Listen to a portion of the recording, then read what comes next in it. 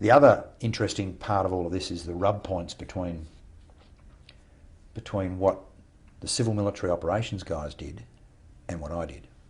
The interesting point here is, and it came out classically in an incident that occurred where Charlie Company were doing a building clearance, and they found a magazine, they found weapons on people who had pieces of paper that had authorised them to have weapons by the civil military operations team.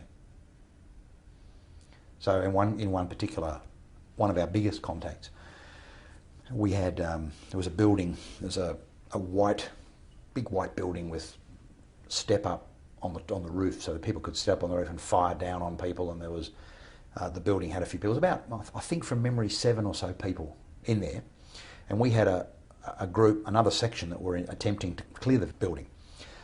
And on this particular occasion, the section was pinned down by people firing at them from the building. They couldn't move.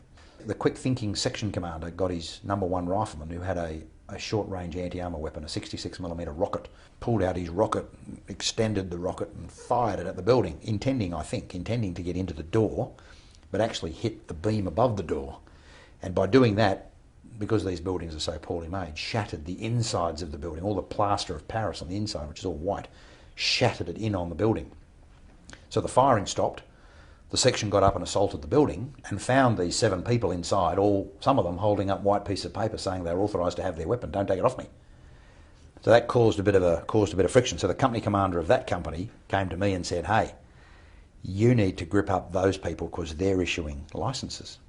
Now they were issuing licences for good reason, because what we were finding was a lot of the NGOs were hiring locals for their own protection. They had been doing that before we got there, and they were still doing it because we couldn't provide the security in their compounds the way these people could. But what we sort of worked out after a little bit of time with our own human intelligence specialists and things, we discovered that actually the bad guys by night were the protectors of NGOs by day. So what was happening was, and Dick Stanhope and his CMOT guys weren't to know that, the NGOs were imploring him to let their guards keep their weapons, otherwise they didn't feel secure. But it took us a little while to realise that the same people who were fighting us at night were the same people that he was giving weapon licences to during the day. And it got to the point where we told the NGOs this. We said this is, but that we really couldn't come up with a solution. In the about middle of the tour, we actually started putting the company that was doing protection of Baidoa, we actually positioned them by small groups inside NGO compounds. So they conducted their patrolling of the town from inside the town, not from the airfield. So they got an opportunity to then be right in the middle of town, but that had its problems of its own as well. For instance, on one occasion there was a grenade thrown from the street over the wall of a compound into an NGO's compound, knowing there were soldiers in there. So having the soldiers on the open area in their little hutchies inside the compounds but not inside the house was putting them at risk as well. So all those sorts of dynamics were continuing. But the fundamental problem was, now what we've discovered is the NGO's guards are the enemy. Not in all cases, but in many cases.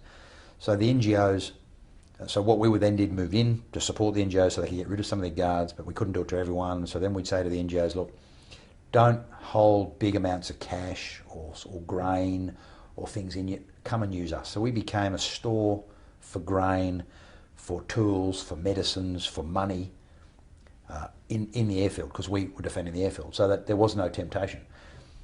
Did they resist that at all? Well, they did initially. They thought, they didn't believe us until what happened one day was a World Vision compound.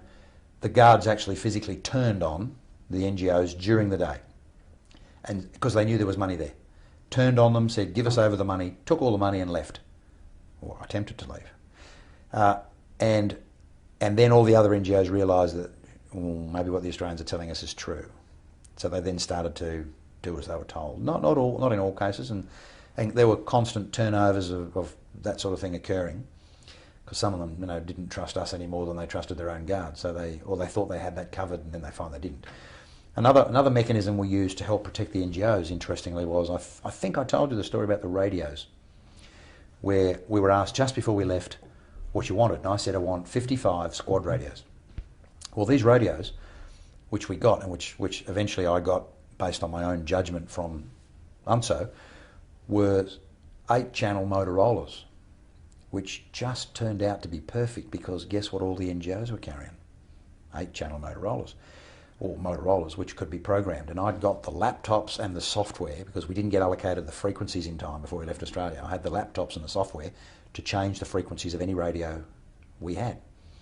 So what we did was we created a channel on the radio which was channel 7, which was just the AO channel, Area of Operations channel, and any NGO who felt like they were in trouble just had to flick to channel 7 and yell out something like "Army, Army, Army," or "Help, Help, Help," or something, and variously positioned around the place were those commanders who kept theirs on channel 8, which did a split-second scan of every channel every second. So if anyone was transmitting on any channel, it stopped.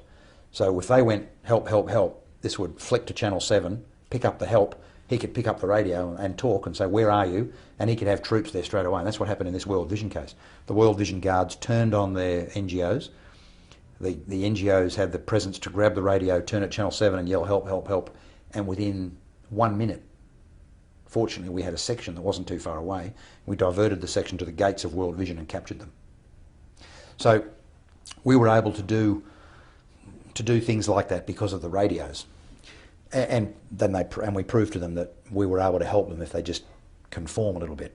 But as I said, making them conform to anything is always difficult.